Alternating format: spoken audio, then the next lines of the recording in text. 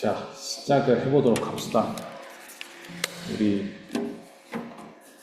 두 명이면은 충분해, 그죠? 자, 우리가 저번 시간에 했던 게 레이텍 관련돼가지고 어떻게 작성하는지에 대해 설명을 드렸는데, 일반적으로는 이거를 하실 때 그냥 도큐먼트를 찾아보는 게 가장 좋다고 말씀을 드렸습니다. 이런 수식 같은 거는 쓰다 보면 익숙해져요. 이런 언더바 같은 게 아래첨자를 의미하는 거다. 뭐 이런 것들, 뭐 begin cases, end cases 이렇게 하면은 x, n 플러스 1은 뭐 두 가지 케이스로 나눠져서 어떨 땐 어떻고 저럴 땐 저렇다 이런 식으로 써줄 수 있는 거, 이런 것들은 요즘은 GPT나 제미나이 이런 거 챗봇 써가지고 잘 알아볼 수 있기도 하지만 한두 번 이런 거는 이제 이런 게 있었다는 것만 기억해두면 나중에 결국에는 도큐멘테이션 찾아서 다 쓸 수 있는 것들이기 때문에 이런 것들에 대해서는 자세히 설명은 안 하도록 할 건데요. 그런데 그 외에 우리가 논문을 쓸 때 조금 중요하게 봐야 되는 몇 가지 요소들이 있습니다. 뭐 아이테마이즈, 이뉴머레이트 이런 것도 있긴 하지만 이 이퀘이션 같은 거는 이런 식의 이퀘이션 폼에다가 집어 넣으면은 우리가 이런 식의 번호, 그러니까 몇 번째 이퀘이션인지 번호가 달린다던가 이런 것들 굉장히 많이 쓰는 것들 중에 하나죠. 그러니까 여러분들이 그 논문 같은 거를 보면은, 논문 같은 거 여기도 있으려나? 잠깐만요. 한번 열어봅시다. 이런 식으로 논문에 몇 번째 이퀘이션이다 이거를 표시해 주는 것들이 있어요. 근데 우리가 저번 시간에 워드로 논문 쓸 때 레퍼런스 번호 같은 거 얘기했던 거랑 마찬가지로 앞에서부터 순서대로 이제 또 편집하면서 새로운 논문을 참조한다던가 이렇게 되면은 이 번호가 막 순서가 뒤죽박죽이 되는 경우들이 있단 말이에요. 그러다 보니까 이런 이퀘이션 역시도 마찬가지로 이퀘이션이 지금은 여기 1번이라고 되어 있지만 이 앞에다가 새로운 이퀘이션을 끼워 넣겠다, 새로운 수식을 끼워 넣겠다, 그럼 걔가 1번이 되고 얘가 2번이 돼야 되잖아요. 이런 것들을 처리하기가 귀찮으니까 우리가 그거를 처리할 수 있도록 만들어주기 위해서는 이런 식으로 여기 적혀 있는 것처럼 begin equation, end equation 사이에다가 이런 수식을 넣어주게 되면 걔가 넘버링이 된다. 이런 식으로 얘는 1.5라고 하는 넘버링이 된 거고요. 뭐 그런 식으로 이제 넘버링이 돼서 쓸 수가 있습니다. 우리가 이퀘이션을 넣어주는 방법이 좀 다양하게 있는데, 예를 들어서 그냥 뭐 y는 fx 이런 식으로 넣어주는 게 있고,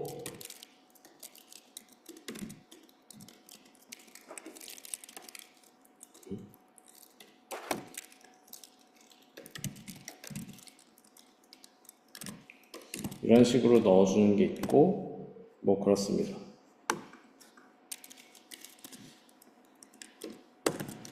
그리고 아까 얘기했던 것처럼 begin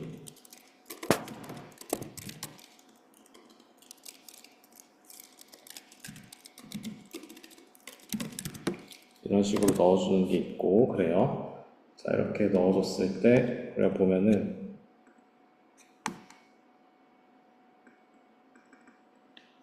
첫 번째 y는 fx 넣었을 때는 요거예요. 요거 같은 경우에는 뭐 x1이라고 할까요? 이렇게 헷갈리지 않게 x1을 넣어주게 되면은 이렇게 줄 바꿈돼서 위에 있는 거랑 줄 바꿈돼가지고 이게 이렇게 달라붙어 있다고 하더라도 줄 바꿈돼가지고 다른 라인에 수식을 쓸 때 이런 식으로 써주는 게 이 겹 달러 사인인 거고, 요 like this 이렇게 되어 있는 요 같은 경우에는 지금 달러 사인 하나로만 감싸져 있는 거, 이런 거는 이렇게 문장 안에 들어가도록 만들어 주는 거고요.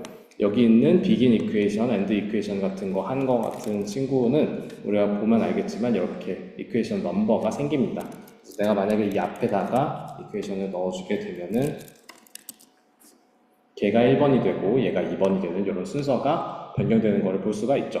이런 식으로 우리가 이퀘이션들을 집어 넣어주게 된다는 거고요. 그게 이제 이 레이텍에서 조금 더 중요하게 봐야 되는 것들이고, 그리고 뭐 theorem 스타일, new theorem 뭐 이런 식으로 넣어주는 거, 여러분들 논문 같은 거 보면은 definition, theorem, lemma 뭐 이런 식으로 여러 가지 그 수학적인 증명의 단계에 걸쳐가지고 나와 있는 것들이 있는데, 그런 것들을 여기 보면은 일반적 어떤 가이드라인이 있어요. 그러니까 이런 식으로 theorem이나 뭐 lemma, 뭐 theory, 뭐 저기 뭐야, proof 이런 것들 우리가 어떤 섹션을 딱 구분 지을 때 그거를 굵은 글씨로 쓰고 그 다음에 여기 이탈릭체로 그 theorem에 대한 거를 설명하는 방식으로 쓰게 되는데, 그런 것들을 이런 theorem이라고 하는 명령어를 정의해서 쓰게 됩니다. 이거는 잘 알아둘 필요가 없기는 해요. 왜 그러냐면은 여러분들 사용하는 템플릿에 따라서 적용하는 방식이 다를 수가 있습니다. 뭔 얘기냐면은, 나 이거 theorem 썼었나?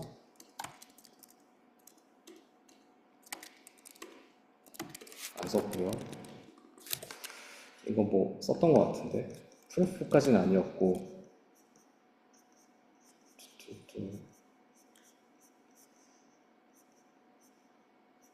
네, definition 이런 식으로 쓰는 거 보면은 이렇게 begin definition 하고 어쩌고 저쩌고 써져 있잖아요. 요거를 요 부분이 대체 어떤 식으로 써져 있는지 우리가 여기에서 찾아보게 되면은 이런 식으로 돼 있죠.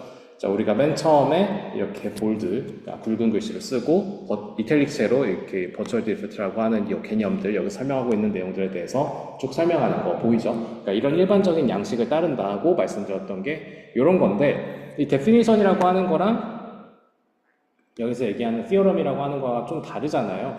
이게 왜 다르냐면은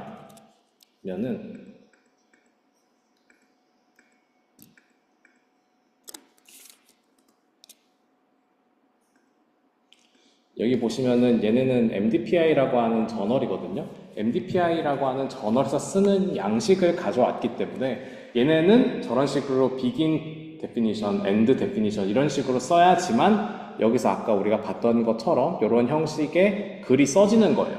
근데 여러분들이 항상 MDPI 논문만 쓰는 게 아니라 뭐 IEEE 논문도 쓸 거고 네이처 논문도 쓸 거고 혹은 뭐 이제 학회 논문들, ICML, ICLR 이런 논문들도 쓸 건데, 그런 레이텍 템플릿, 레이텍 이런 템플릿마다 이런 같은 텍 파일이지만 얘네들이 제공하는 어떤 템플릿 파일들이 있거든요. 이 스타일을 제공하는, 얘네들은 어떤 명령어를 써야 된다라고 제공을 해요.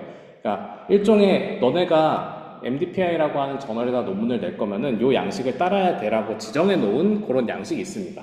그런 양식에 맞춰 가지고 써야 되기 때문에 이 theorem은 이렇게 쓴다라고 외울 필요가 전혀 없어요. 뭔 얘기인지 아시겠어요? 외울 필요가 전혀 없는 게 그 각각의 저널들, 각각의 템플릿들, 여러분들이 어떤 학회에 낸다 그러면 그 학회에서 제공하는 레이텍 템플릿 셋이 있단 말이에요. 그 템플릿 셋에서 쓰는 명령어를 그대로 써야 되기 때문에 그래요. 뭔 얘기냐면은 여러분들이 파이썬으로 덧셈을 할 때 그냥 기본적인 덧셈을 할 수도 있죠. 기본적인 덧셈이라고 하는 거는 예를 들어서 뭐 3 플러스 4 이렇게 그냥 할 수도 있어요. 이런 식으로 그냥 덧셈을 해도 되는데, 그게 아니라 이런 식으로 numpy라는 라이브러리를 써서 3 더하기 4를 할 수도 있죠. 혹은 우리가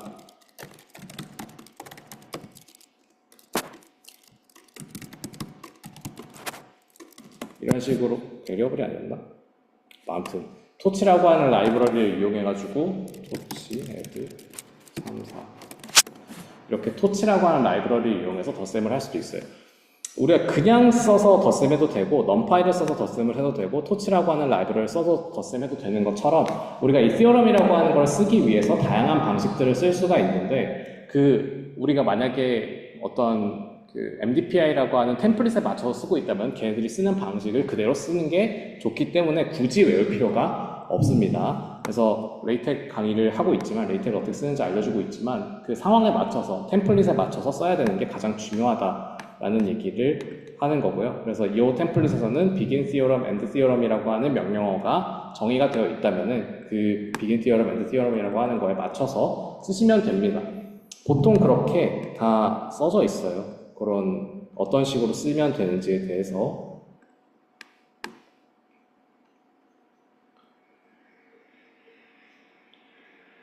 샘플 여기 보시면은 이게 이제 이카이라는 저널 학회지 뭐 이런 건데, 여기 보시면은 너네가 이카이에다가 논문 쓰고 싶으면은 이 템플릿을 어떻게 써라 이런 것들 이렇게 나와 있는 텍스트 파일이 있습니다. 텍 파일이 보통 있어요. 레이텍 파일들이 보통 있거든요. 그 파일을 열어서 얘네가 쓰는 방식대로 그대로 쓰시면 됩니다. 네, 그렇게 되어 있다 보니까 우리가 굳이 레이텍 모든 사용법들을 다 알 필요는 없다. 그냥 우리가 템플릿에 맞춰서 쓸 수 있을 정도의 지식만 있으면 됩니다.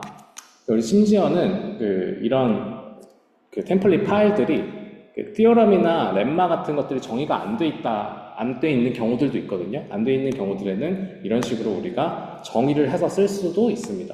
티어럼이라고 하는 걸 부르면은 티어럼이라고 하는 아까 봤던 그런 글 문단이 생기고, 렘마라는 거 하면은 렘마라는 문단이 생기고, 데피니션이라고 하면은 데피니션이라는 문단이 생기도록 정의해서 쓸 수도 있다. 프로프도 마찬가지고요. 그런 것들이 있으니까 잘 체크하고 쓰시면 된다는 얘기고, 그리고 중요한 게 이 레퍼런스 달아주는 거예요. 여러분들이 워드에서 레퍼런스 달아주는 거에 대해서 저번에 설명을 했었죠. 맨들리 이용해가지고 하면은 우리가 순서 뒤집어져도 그대로 이제 잘 적용될 수 있도록 써줄 수 있다라고 했는데, 이 택에서도 마찬가지로 이 레퍼런스를 삼아서 쓸 수가 있습니다. 레퍼런스를 쓸 수 있도록 코드를 제공을 해요. IEEE 2G 이거를 보시면은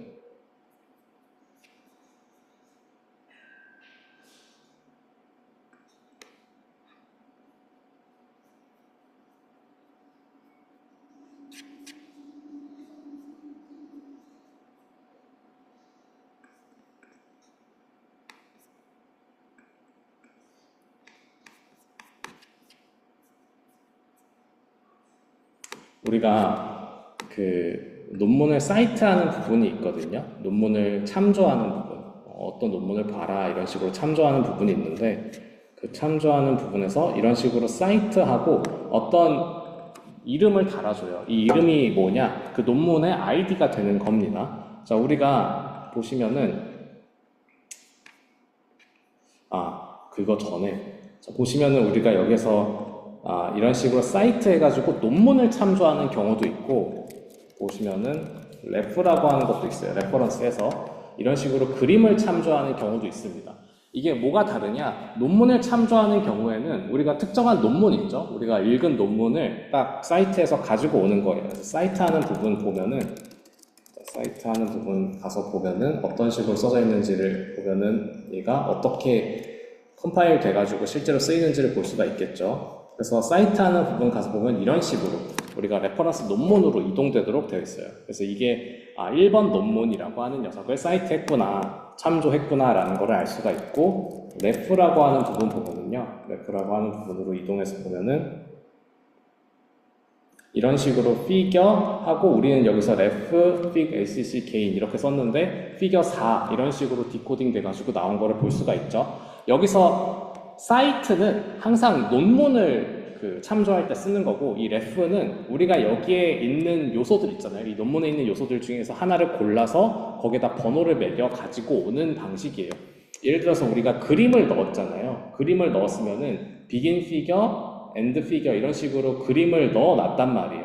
그림을 넣어놨을 때 거기에다가 레이블을 달아놔요. 그러니까 우리가 책들이 여러 개 있을 때 책에다가 하나 레이블을 달아놓고 그 레이블을 가져와서 우리가 레퍼런스를 담게 되면 여기 figure, fig, 땡땡, acc gain이라고 하는 핸들을 달아놨잖아요. 이름을 붙여놨단 말이에요. 그럼 내가 이 그림, 여기서 begin figure, end figure로 적어놓은 이 그림을 참조하고 싶다면은 이 레이블을 가져와서 레퍼런스로 삼으면 됩니다. 그래서 참조를 하면 됩니다. 그러면 자동으로 그 그림, 피겨 4라고 하는 이 그림이거든요. 이 그림의 번호가 여기에 들어오게 되는 거예요. 그래서 ref라고 하는 거는 그림, equation 혹은 테이블, 우리가 이런 식으로 여기 논문에 있는 요소들 있잖아요. 이 테이블도 마찬가지예요. 테이블도 보면 가서 보시면은 테이블에도 레이블이 달려 있을 거예요. 제가 이거 할 때 달았거든요. 레이블로 이런 식으로 이름을 붙여놓고, 나중에 이 테이블을 테이블 3번이라고 해놓으면은 이 테이블 3번이 위치가 변경되면서 테이블 2번도 될 수 있고 테이블 1번도 될 수 있고 테이블 4번도 될 수 있잖아요. 근데 그런 거 상관없이 이거 레프를 안 했네. 상관없이 여기 있네. 이런 식으로 우리가 레퍼런스 해가지고 테이블의 이름만, 레이블만 가지고 오면은 그 테이블의 번호를 자동으로 취득해서 가지고 올 수 있도록 만들어줄 수 있다는 방식입니다.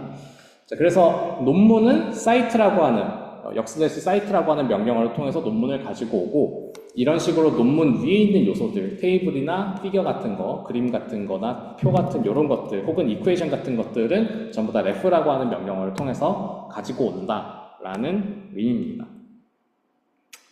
자, 그렇게 가지고 오게 되고요. 그래서 우리가 아까 봤던 theorem이나 equation 이런 녀석들도 다 레퍼런스 써가지고, ref 써가지고 가지고 올 수가 있어요. 예를 들어서 theorem에 이런 식으로 label, thm, format 이런 식으로 적어 놓으면은 이 레이블 부분을 ref로 바꾸게 되면은 그 theorem 번호가 나오게 되는 거예요. 예를 들어서 내가 theorem 3번이다 이게. 그러면은 ref, thm, frmt, format 이렇게 치면은 theorem 3번이다. 이렇게 3이라고 하는 숫자가 나와서 이 theorem을 참조할 수 있게 되는 겁니다. 뭔 말인지 아시겠죠? 보시면은 여기서 이제 definition이 있는 부분 보면은 여기 이제 definition이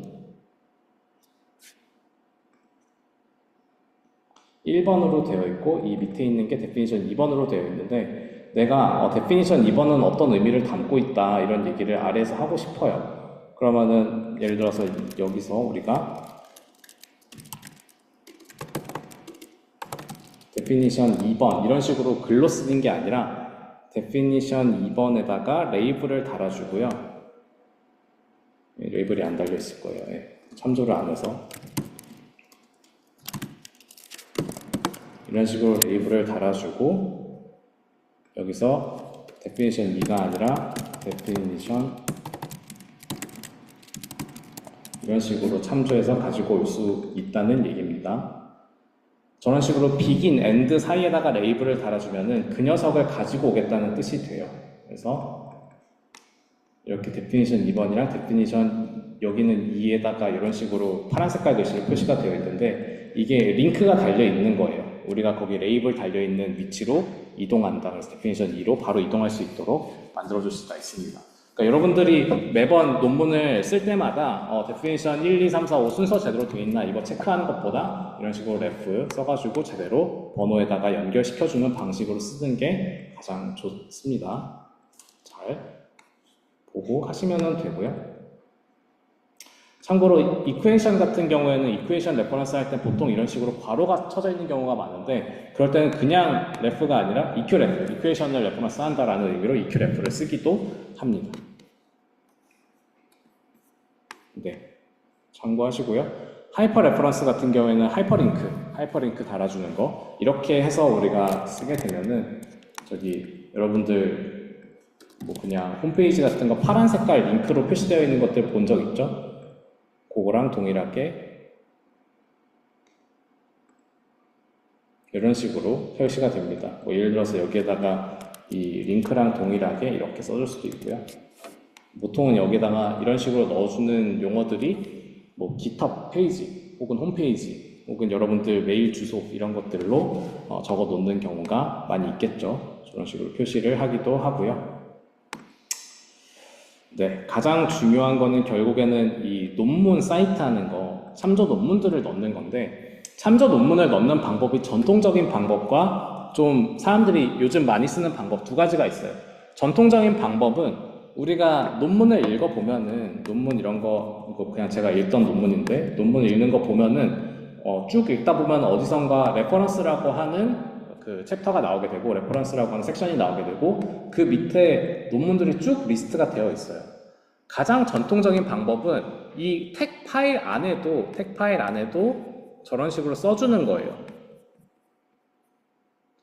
보시면은 여기는 지금 코멘트 아웃 처리가 되어 있을 텐데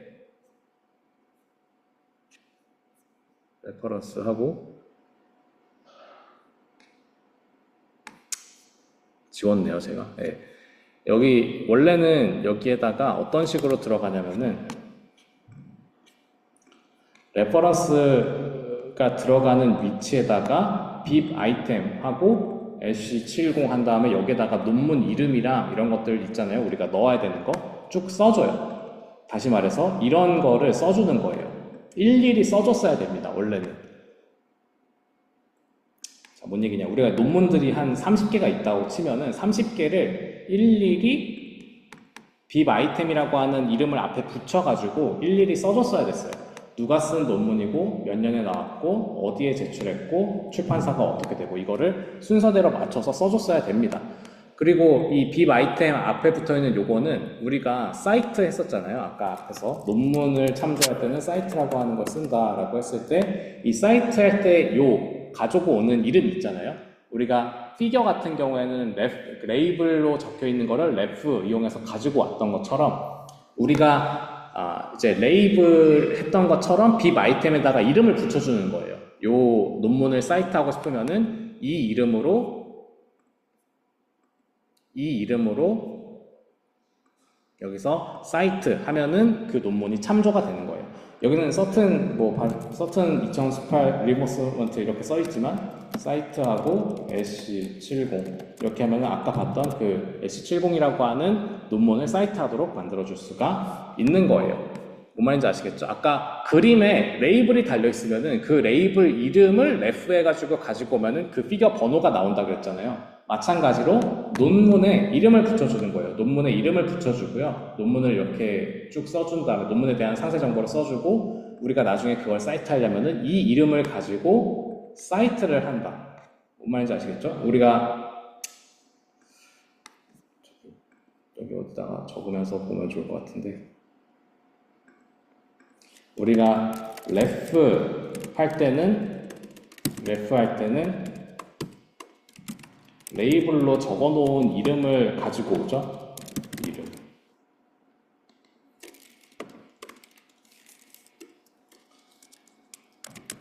레이블 이름 이렇게 적어놓고 ref가 같은 이름을 가지고 오게 되면 여기 레이블 적어놓은 거에 번호를 가지고 오게 되는 거고 우리가 저기 bib 아이템의 이름을 달아놓으면은 사이트 했을 때 그 이름으로 논문을 사이트하는, 참조하는 그런 게 됩니다. 그래서 이거는 논문에 있는 그림, 표, 요소들, 수식 등 요소들 이런 식으로 참조가 되는 거고 논문 자체를 참조 경우에는 이런 식으로 bib 아이템으로 추가한 거를 사이트에서 가져오도록 만들어 줄 수가 있다라는 얘기입니다. 근데 보면은 이 레이텍이라고 하는 기술을 쓰는 그 의미가 많이 없어 보이죠. 이런 식으로 일일이 다 쓰고 있으면은, 그죠? 논문을 하나 추가할 때마다 이렇게 정보 다 쓰고 있으면은, 물론 이제 그 사이트 할 때 이런 식으로 이름 핸들 되게 짧게 이거를 다 일일이 안 쓰고 SC70이라고 하는 요 5개 글자만 누르면 되니까 훨씬 더 편하긴 한데 레이텍이라고 하는 뭐 이런 그 코딩을 할 수 있는 그런 기술을 쓰는 거 대비해서는 굉장히 멍청해 보이는 그런 효과가 있습니다.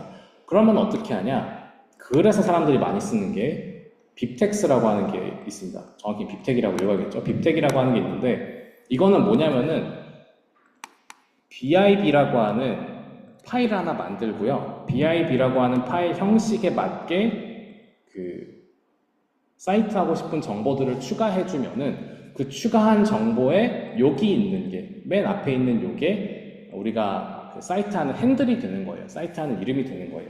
자, 그러면 어떤 식이 되는 거냐? bib 파일에다가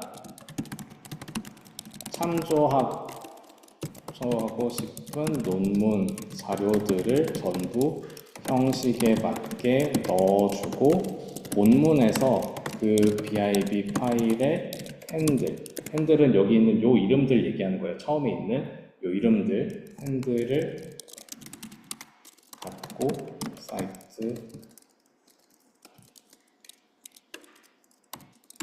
통해서 참조된다. 요 방식이에요. 그러면은 사실 뭐 일일이 bib 아이템이라고 하는 거를 일일이 넣는 거나 이 bib 파일이라고 하는 거를 만들어서 이렇게 하는 거나 별 차이가 없어 보이잖아요.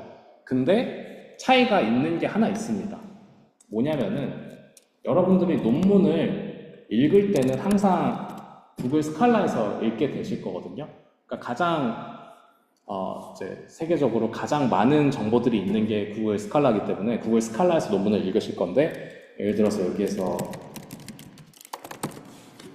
이런 식으로 뭔가 검색을 했다 그랬을 때 여기 보면 인용이라고 있잖아요. 인용 버튼을 누르게 되면은 이 MLA, APA, ISO 690 요것들이 다 논문을 사이트하는 양식에 대한 거예요. 논문을 사이트하는 양식에 대한 건데 우리가 지금 쓰고 있는 저널, 학술지 혹은 학회가 어떤 양식을 필요로 하는지에 따라서 간단하게 복사해서 붙여 넣을 수도 있는데요. 그게 아니라 여기 보면 bibteg이라고 써져 있죠. 요거를 누르게 되면은 BIB 파일에 넣어야 되는 형식으로 그냥 지가 알아서 만들어서 줍니다. 그럼 우리가 해야 되는 거는 논문을 어차피 검색할 때 구글 스칼라에다가 검색을 하면은 그 논문을 사이트하겠다, 그 논문을 참조하겠다고 마음 먹으면은 여기서 긁어다가 복사에다가 요 BIB 파일에다가 업데이트 해놓으면은 됩니다. 지금 복사 붙여넣기 한 거죠. 자, 이거의 장점은 뭐냐? BIB 파일의 장점, BIB 파일에 넣는다고 레퍼런스가 본문에 추가되지 않는다. 뭔 얘기인지 아시겠어요? 우리가 BIB 파일에는 그냥 이거 쓸 수도 있고 안 쓸 수도 있는데 일단은 좀 관련 있어 보이니까 넣어보자 라고 하는 것들도 넣어도 상관없어요. 근데 그러면은 본문의 레퍼런스, 즉 논문의 이 부분 있잖아요. 이 부분에 추가되는 논문들은 어떤 거냐?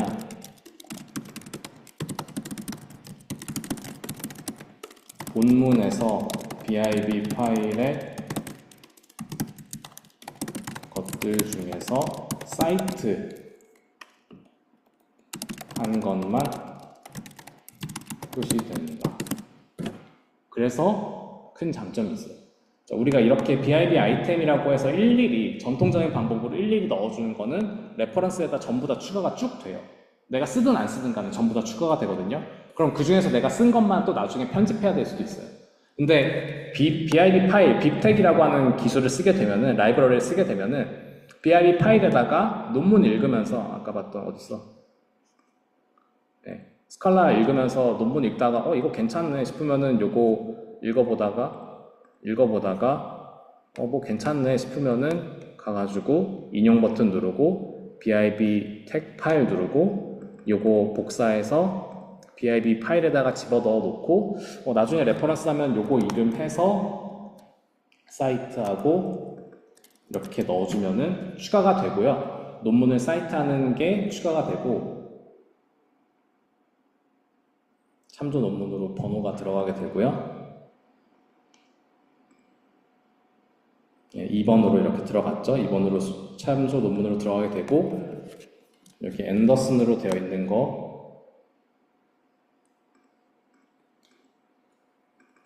보시면은 여기 레퍼런스 위치에도 앤더슨으로 이름 들어간 게 두 번째로 추가된 거 볼 수가 있죠.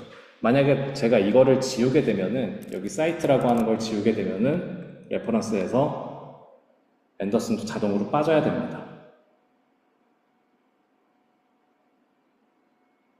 네, 빠졌죠? 서튼 다음에 앤더슨 사라지고 캣타팔이라고 하는 사람이 들어온 거 볼 수가 있습니다. 이런 식으로 레퍼런스를 관리하는 게 편하기 때문에 우리가 bibteg이라고 하는 거를 많이 쓰게 됩니다. 네, bibteg을 쓰시면은 좋고요. 그래서 bibteg을 쓰게 되면은 우리가 요 레퍼런스에서 일일이 아까 bib 아이템 이렇게 넣어주는 게 아니라 비블리오그래피 레퍼런스 이런 식으로 파일, 그러니까 우리가 여기 있는 레퍼런스 BIB, 그러니까 만약 다시 설명할게요. 이 비블리오그래피가 레퍼런스에 있는 리스트를 추가한다는 뜻인데 추가하는데 어떤 BIB 파일에 있는지를 이름 지어서 가지고 오는 거예요. 여기 있는 reference.bib이기 때문에 여기가 지금 reference라고 써져 있는 거예요. 이 BIB 파일, reference라고 하는 이름의 BIB 파일에서 가지고 왔다라는 거를 표시해 주는 거고, 그러면은 이 reference BIB 중에서 위에서 사이트했던 것들만 여기에 리스트로 표시가 쭉 되는 방식입니다. 예를 들어서 얘가 이름이 ASDF면은 여기서도 ASDF로 바꿔줘야지만 작동하게 됩니다. 뭔 말인지 아시겠죠?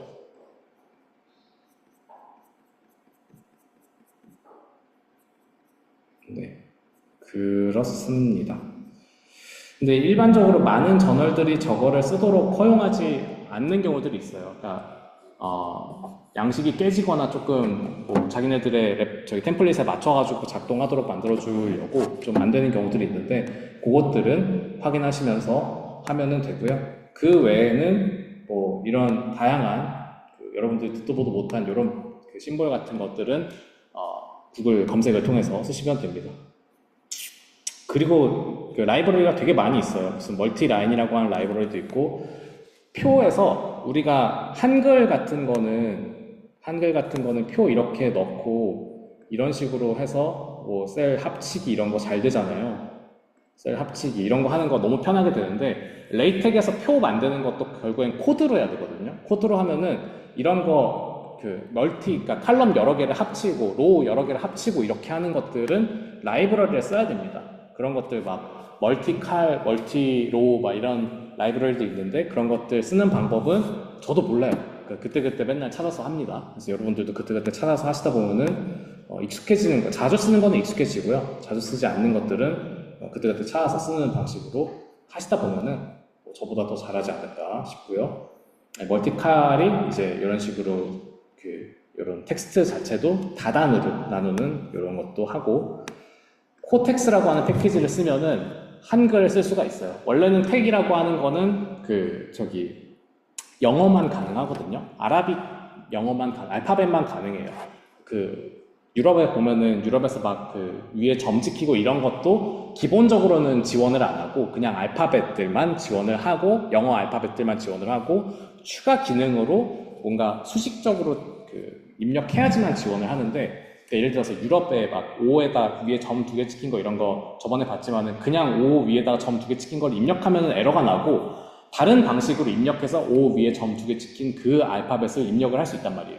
뭐 프랑스어에 있는 O에다가 막 이런 식으로 물결이 있는 거 막 이런 것들 입력하려면은 그대로 입력이 안 되고 프랑스어 자판에서 그게 입력이 되거든요. 근데 레이텍에서는 반드시 영어 알파벳들 A, B, C, D, F, G 요 알파벳들만 들어갈 수 있어요. 근데 그러다 보니까 당연하겠지만은 한국어, 일본어, 중국어 이런 것들 절대 안 되는데 그거 쓰려면은 별도의 패키지가 필요하다. 이 코텍이라고 하는 패키지가 우리 한국어 쓸 수 있도록 만들어주는 그런 패키지다. 그래서 생각보다 뭐 자주 씁니다. 그래서 그런 거 보시면 되고, 다른 별의별 패키지 다 있어요. 이런 식으로 이제 몰리큘러 그리는 거 등등 있고요. 이 자료가 뭐 보시면 아시겠지만 제가 만든 게 아니라서 보시면은 여기 보시면은 잘 만들어 놓으신 동영상 강의가 있으니까 궁금하시면은 차근차근 한 번 더 보시는 거를 추천드립니다. 저도 레이텍을 정식으로 배운 사람이 아니라 그냥 써라 하니까 대학원생 때 쓰다가 알게 된 거라서 여러분들도 그냥 그렇게 배우면 되겠거니라고 생각을 하는데 좀 더 자세히 배우고 싶다면 저런 식으로 찾아보시는 거를 추천을 드립니다. 그리고요. 다시 이 파일이 기억나시는지 모르겠지만 우리가 사실은 논문 쓰는 법 얘기하다가 갔거든요. 그쪽으로. 맨들리 쓰는 거, 그리고 레이텍 쓰는 거, 빕텍 쓰는 거 설명 다 했고요. 그래서 이제 다시 여기로 돌아와서 설명을 합시다.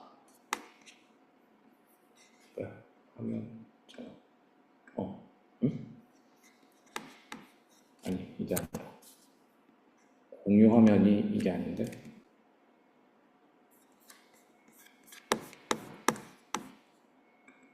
잠시만요. 화면 공유 중인 화면이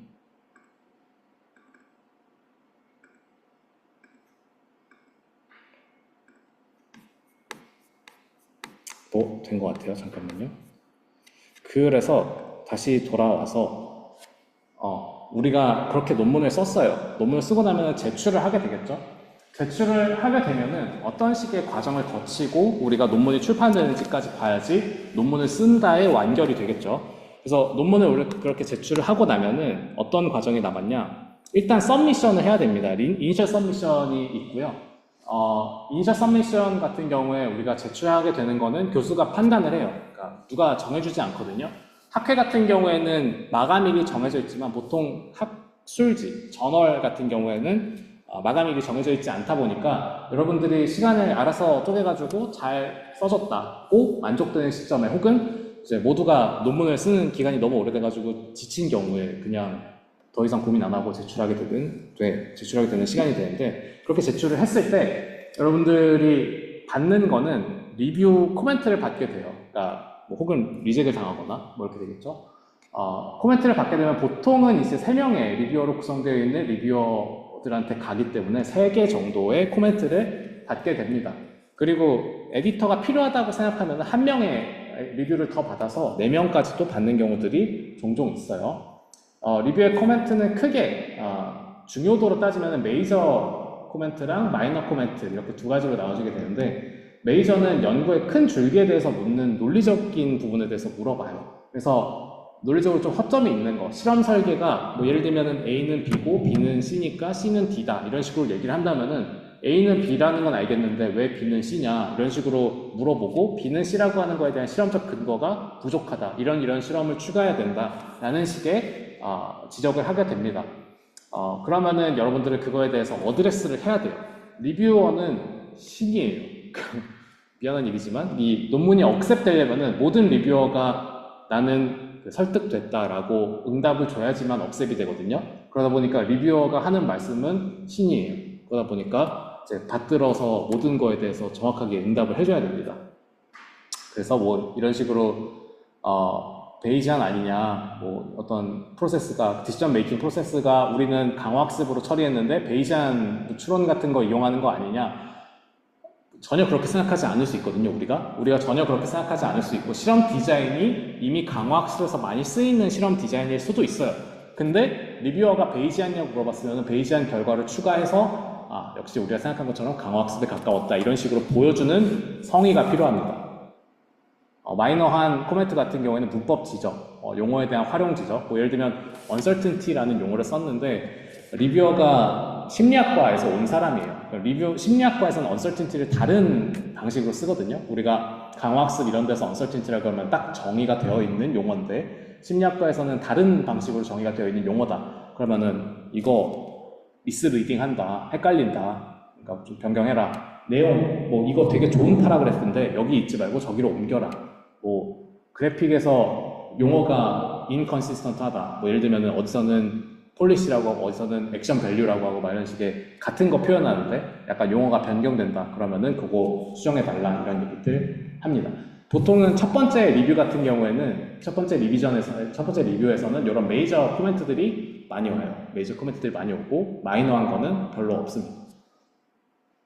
그러면은 전부 다 수정해서 한 번 더 보내면은 마이너한 것만 몇 개 남고 그래서 보통은 리비전 프로세스가 2번 정도면은 종료가 되는 그런 과정입니다.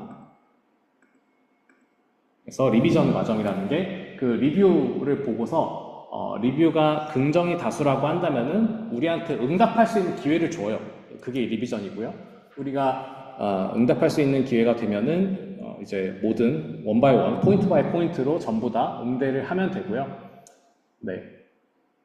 모두 잘 이해하고 있지는 않지만은 아까 얘기했던 것처럼 리뷰어는 신이기 때문에 이해를 못 하신 것 같은데, 뭐 잘 모르시는 것 같은데, 막 이러면서 슬슬 긁으면 안 되고요. 그냥 너의 말이 맞다.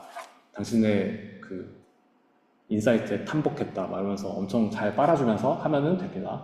바짝 엎드려서 정수리를 보여야 돼요. 복종의 자세를 해야 되거든요. 그리고 이제 리뷰어의 요청을 잘 들어주면은 됩니다. 네. 진짜 의미 없는 것들 많이 요청하는데 그냥 하면 됩니다. 그러고 나서 만약에 논문이 억셉이 됐다. 그러면은 그거 다 빼도 돼요. 리뷰어가 요청했을 때는 본문에 넣었는데 그러니까 나중에 에디터한테 우리 이거 그렇게 막 엄청 중요한 건 아닌 것 같은데 빼도 돼? 이렇게 물어보면은 그래라 어차피 억셉 됐는데 뭐 이런 식으로 얘기해 줍니다. 대신에 뭐 서플리멘터리에는 넣어놔라 이런 식으로 얘기하니까 그렇게 해서 나중에 뺄 수 있으니까 그 리비전 할 때는 복종의 자세 해야 됩니다. 다 응답을 해줘야 돼요. 리젝되고 억셉된다 그랬죠? 리젝되는 경우는 우리가 이런 그 리비전 과정을 통해 가지고 포인트 바이 포인트로 리뷰어가 남긴 코멘트들에다가 답변을 다 달아주는 거를 우리가 리부탈 레터라고 해요. 리부탈 레터의 뜻이 뭐였지? 어필 레터? 뭐 이거랑 비슷합니다. 그러니까 용어가 법정에서 나온 용어로 기억하는데 저는 항소심에 이렇게 보내는 편지 같이 그런 느낌이에요. 정확한 용어 뜻을 모르겠다. 아무튼 리뷰타 레터라고 하는 거를 보내면은 리뷰어가 그거를 읽어봐요. 그러니까 에디터가 저널에 있는 그러니까 학술지 혹은 이제 학회에서 에디터라고 하는 사람들이 있으면은 그 사람들이 리뷰어한테 보내기 전에 먼저 한번 읽어보고 괜찮다. 그럼 리뷰어들한테 보냅니다. 리뷰어들이 보고서 이거는 아닌 것 같다. 이거는 해소가 된 것 같다. 이런 식의 응답을 주고서 리뷰어가 결정을 합니다. 리젝을 해요. 리젝을 하거나 혹은 억셉을 합니다. 만약에 리젝 됐다면은 논문을 수정하거나 이런 그 진단하는 과정을 거치지 않고요. 바로 그 저널보다 한 단계 낮은 저널에다가 투고를 합니다. 그리고 또 그 과정을 거쳐요. 이 리뷰 오는 거 기다리고 리비전 해보고 그리고 리젝 됐는지 억셉 됐는지 기다리고 이거를 반복을 합니다. 억셉은 보통 2차례 하면은 윤곽이 나오고요. 각각의 리비전이 한 달 걸린다고 보면 됩니다. 그러니까 리뷰어가 리뷰를 주는 게 한 달 걸리고 리비전이 한 달 걸린다고 하면은 그냥 최소만 해도 2라운드 돌면은 4달이 걸리겠죠. 그 정도가 걸린다. 네. 그래서 전부 다 설득이 돼야 되는데 뭐 리뷰어 1번은 메이저한 코멘트가 하나 있었고 리뷰어 2는 이제 처음부터 뭐 되게 긍정적이어서 이제 다 설득됐고 리뷰어 3는 마이너하게 몇 개가 남았지만 메이저한 게 별로 안 남았다. 이런 식으로 리비전 프로세스를 여러 번 몇 라운드를 돌다 보면은 이런 식으로 설득이 어느 정도 됩니다. 그럼 에디터가 어느 시점에 결정을 해요. 리뷰어 1의 코멘트, 메이저 코멘트 이거 너무 중요하니까 무조건 해소하고 가야 됩니다. 이거 안 되면 나 안 받아줍니다. 이렇게 얘기하는 에디터가 있고요. 혹은 그 메이저 코멘트가 자기가 봤을 때는 엄청 중요하지 않다고 생각하면은 그러니까 리뷰어 1은 메이저 코멘트라고 얘기하지만 에디터가 봤을 때는 그렇게 메이저하지 않다고 생각하면은 그냥 억셉은 일단 했고 이거 그냥 대충 설득되면은 그냥 그렇게 해가지고 마무리합시다 이런 식으로 양쪽에다가 얘기하고 억셉되는 경우도 있습니다. 네, 모두 설득이 돼야지 억셉이 되고요. 모두 설득이 되지 않더라도 아까 그 위에서 말씀드린 것처럼 내가 볼 때는 의미 있는 거 맞으니까 일단 억셉트하고 컨선 대충 디스커션을 반영한 정도 마무리하자 이런 식으로 좀 중재를 해주기도 합니다. 네, 억셉이 되면은 아까 말했던 것처럼 뭐 여러 가지 해야 되는 것들이 있는데 일단은 저널 측 오피스가 요구하는 대로 그래픽스, 교정 이런 것들 해야 되고요. 제가 맨날 여러분들 논문 쓰실 때 특히 대학원생들 논문 쓸 때 그래픽 가지고 하잖아요. 그러니까 그게 왜 그러냐면은 그게 가장 귀찮아요. 네. 왜냐면은 논문이 억셉되는 시점은 논문에 그림이 그려진 지 1년 이상이 지났을 경우들이 많거든요. 리비전 프로세스가 아까 4달 걸린다고 했잖아요. 리비전 프로세스가 4달 걸리면은 논문 쓰는데도 한 3, 4개월 걸리고 그러면은 그 그림이 그려진 시점으로부터 1년이 넘었어요. 그러면은 그때 가가지고 그림 그렸던 코드 찾아가지고 수정하는 게 저는 좀 빡세요. 이게 찾기 힘들 수도 있고 그림 그려봤는데 결과가 달라질 수도 있거든요. 왜냐면 최신 버전으로 딱 관리가 제대로 안 되고 있으면은 그러니까 한 번 할 때 쓰레기 같음을 반복하지 않을 수 있도록 그래픽은 항상 최상의 컨디션으로 만들어 놓는 게 좋습니다. 2단계가 되면 리뷰어들은 더 이상 논문을 보지 않아요. 에디터랑 저자만 봅니다.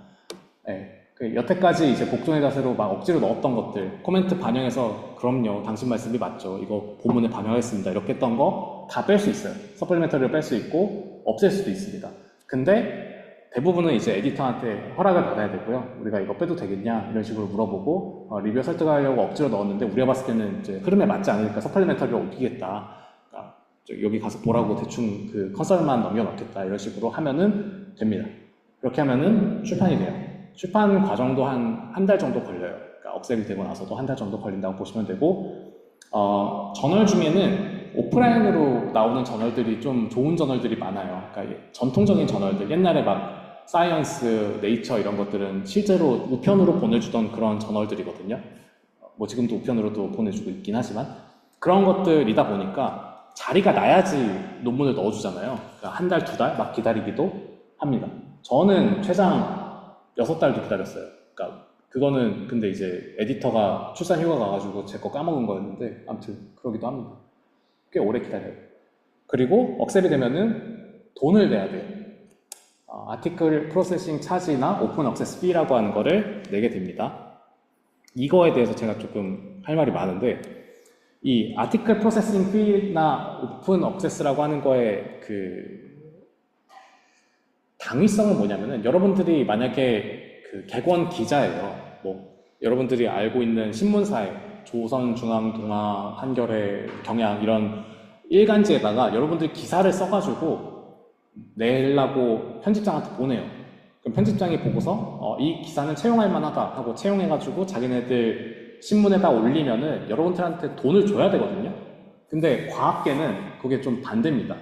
여러분들 돈으로 혹은 여러분들이 딴 과제로 논문을 써서 제출을 하면은 그거를 읽는 사람들이 그러니까 구독한 사람만 볼 수 있단 말이에요. 그러니까 사이언스 네이처라고 하는 저널을 구독한 사람만 그 논문들을 볼 수 있는데 그렇게 되면은 제3세계에 있는 과학자들이 그걸 볼 수 없으니까 너네 제1세계 과학자지, 서양 과학자지, 미국 사람이지, 돈 많지, 돈 내 라는 게 오픈 억세스 차지입니다.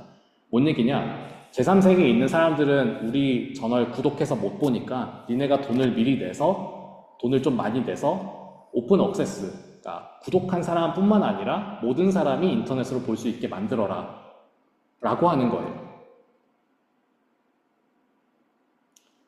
사기예요.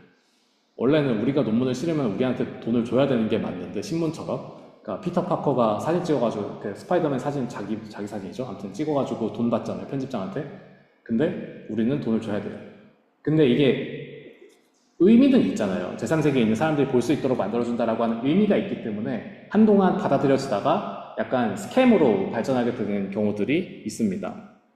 그게 뭐냐면은 이 몇몇 저널들은 풀리 오픈 억세스인 저널들이 있어요. 돈벌이를 위해서라고 우리는 얘기하고 실제로는 많을 수도 있지만 그럴 가능성은 거의 없고요. 우리가 알고 있는 되게 하이 프로파일드 저널들 네이처, 셀, 사이언스, 네이처 자매지, 사이언스 자매지, 셀 자매지 막 이런 것들은 오픈 억세스가 아니에요. 여러분들이 고를 수 있습니다. 오픈 억세스를 할지 안 할지. 그건 오케이. 그럴 수 있잖아요. 근데 그 하위들, 그러니까 적당히 논문을 좀 실어야 되는 사람들이 많이 낼 수 있는 위치에 있는 저널들은 풀리 오픈 억세스예요. 돈을 내면은 받아주겠다라는 식으로 만들어져 있습니다. 그래서 좀 개판이에요. 그런 게 많고요. 그래서 심지어는 그런 제가 냈던 것 중에 네이처 커뮤니케이션스라고 하는 되게 좋은 저널이 있는데 걔네 오픈 억세스 비는 걔네도 풀리 오픈 억세스거든요. 근데 걔네 오픈 억세스 비가 1,200만 원인가 그랬어요.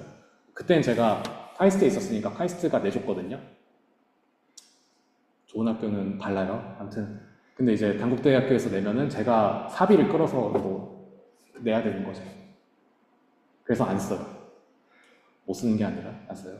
아무튼 그런 것들이 있습니다. 그래서 사람들이 뭘 하냐? 사람들이 하는 게 있죠.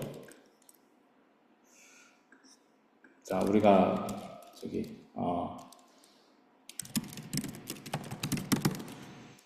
논문을 검색하면은 가끔 이제 억세스가 안 되는 논문들이 있어요. 그런 것들이 이제 오픈 억세스 피를 미리 안 내놓은 것들이거든요.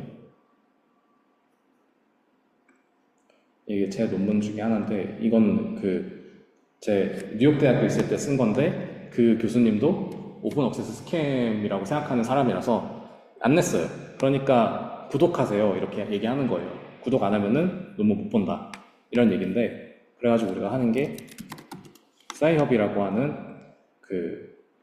knowledge에서 human right 뭔 뜻인지 알겠죠? 그냥 해적판, 그러니까 언락하는 거예요. 이런 거를 녹화해가지고 보여줘도 될지 모르겠지만 아무튼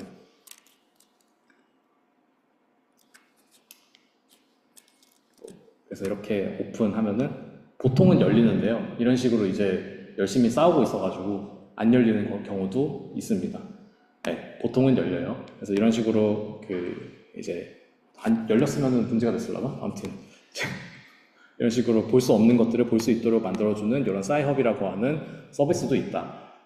물론 법적인 이슈가 있습니다만 오픈 억세스가 스캠이라고 믿는 제 입장에서는 무브먼트라고 생각하고 하고 있습니다. 농담이고요. 그냥 하시면 되고요. 참고로 이제 그 여러분들이 오픈 액세스를 하지 않더라도 대부분의 저널들에는 저자가 그거를 자기 개인 블로그에다가 게시할 수 있는 권한이 있어요. 그래서 저 같은 경우에는 저거 논문을 제 홈페이지에다가 아까 그거 지금 안 올라갔던 거 제 홈페이지에다가 게시를 해놓거든요. 네, 여기에다가 이제 게시를 해놔서 사람들 다운받아서 볼 수 있게. 그러니까 오픈 액세스가 안 되지만은 제가 올리는 건 상관없으니까 이런 식으로 올려놓기도 합니다. 물론 이제 저널마다 약간씩 규정이 다르긴 합니다만. 그래요. 그렇습니다. 그래서 거기까지가 논문 쓰고 논문 출판되는 과정에 대한 전체 얘기였고요. 그 다음은 논문을 읽는 법에 대한 거가 될 텐데, 논문 읽는 법은 사실 뭐 정답이 있는 건 아니라서 조금 뭐 애매합니다만, 간단하게 뭐 자세한 거는 다음 시간에 얘기하고 간단하게 몇 가지만 얘기하고 마무리합시다. 논문을 정리하고 읽어야 돼요. 결국에는 논문을 읽을 때 이제 정리하고 읽어야 되는데, 우리가 읽는 방법을 두 가지로 좀 나눠서 볼 수가 있어요. 첫 번째는 이제 스킬의 관점에서 어떻게 읽는지 고민할 수가 있고요. 두 번째는 정리의 관점에서 어떻게 정리해야 되는지가 될 수가 있습니다. 근데 이제 들어가기 전에 항상 여러분들이 구글 스칼라에다가 이제 검색해서 항상 논문을 그냥 구글 창에다가 검색하는 게 아니라 구글 스칼라에다가 검색하는 습관을 들이시는 게 좋고요. 그 이유는 검색 엔진이 작동하는 원리를 알고 계시면 다들 아시겠지만, 보통 이제 크롤링 봇이라고 하는 것들이 그 웹페이지를 막 하이퍼링크를 타고 돌아다니면서 그 페이지에 있는 정보들을 웹 검색 엔진이 찾아갈 수 있도록 인덱싱을 해놔요. 그러면 이제 당연하겠지만은 그 세계에서 가장 유명한 웹 검색 엔진이 가장 많은 크롤러를 갖고 있을 거고 가장 많은 데이터에 접속이 됐겠죠. 그리고 저널들도 학회들도 이런 논문들을 올려가지고 하는 녀석들도 그런 구글 스칼라들에게 먼저 노출되는 게 가장 우선순위일 거예요. 검색했을 때 떠야 되니까. 구글에 검색했을 때 떠야 되니까 구글 스칼라에 가장 먼저 업데이트가 되도록 저널들도 그렇게 만들고요. 구글 스칼라도 계속 크롤러들을 많이 돌립니다. 전 세계에서 가장 트래픽을 많이 발생시키는 게 구글 검색 엔진 봇이에요. 그러니까 이 크롤러 봇들이거든요. 그래야지 검색했을 때 빨리빨리 최신 정보들이 반영되기 때문에. 그 두 번째가 오픈 AI 그 ChatGPT 학습용 크롤러가 그 두 번째고요. 그래서 구글 근데 그 오픈 AI용 챗봇 크롤러가 돌아다닌다고 해도 여전히 구글보다 훨씬 못 미쳐요. 뭐 10분의 1? 진짜 그냥 엄청 큰 차이로 구글 크롤러가 더 많거든요. 그래서 구글에서 검색하는 게 항상 우선입니다. 네, 그래요. 그래서 그런 내용들 간단하게 설명드리고, 다음 시간은 아마 리눅스 다루는 법까지 좀 볼 것 같아요. 시간이 좀 남을 것 같아서. 읽는 거는 사실 말할 게 많이 없거든요. 그래서 이제 제가 읽는 스타일 좀 설명드리고 리눅스 다루는 법 이렇게 말씀드리는 방식으로 하도록 하겠습니다. 질문? 네.